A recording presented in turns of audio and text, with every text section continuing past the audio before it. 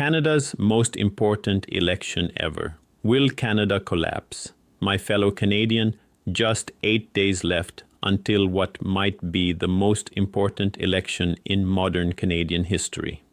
With the Trudeau government collapsing, Canadians are heading to the polls fast, and the future of the country could hang in the balance.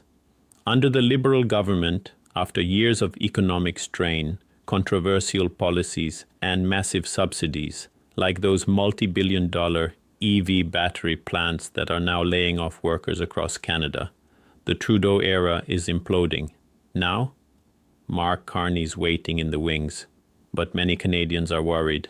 They see him as Trudeau 2.0, only with even deeper ties to globalist institutions and questionable foreign influences. According to political commentator David Krayden, these polls you're seeing are probably skewed. They're heavily weighted toward older Canadians, many of whom used to vote Conservative. But now, due to the Liberals' propaganda of fear-mongering and spreading unfounded claims about pensions and health care, many have flipped their support to the Liberal Party. And it's working, maybe barely. If the polls were perfectly accurate, Conservative leader PierrePoilievre might be slightly ahead. But it's razor thin. Here's the real tension. Do you back PierrePoilievre, who's promising to cut middle-class taxes by 30%?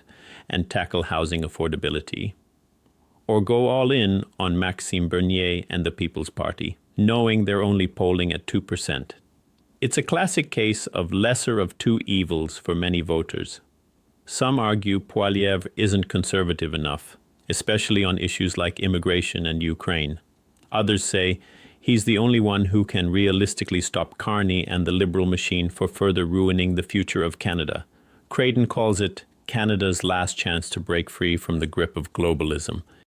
He says if Carney wins a 4-year mandate, not just as an interim figure but elected, Canada could face an economic collapse, a foreign policy crisis, and further erosion of national identity.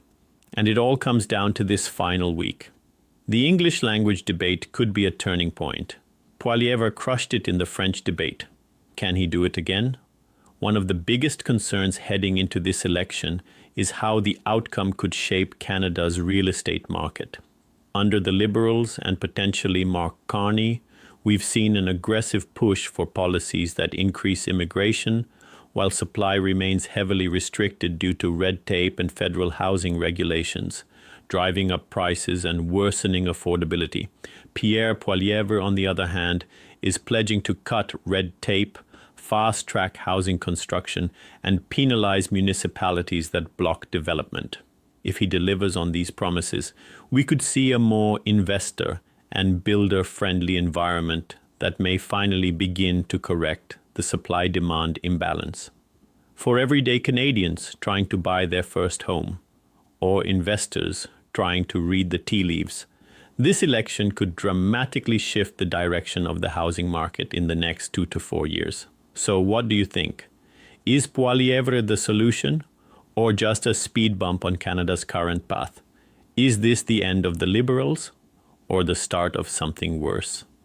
Comment below. I want to hear from every corner of Canada.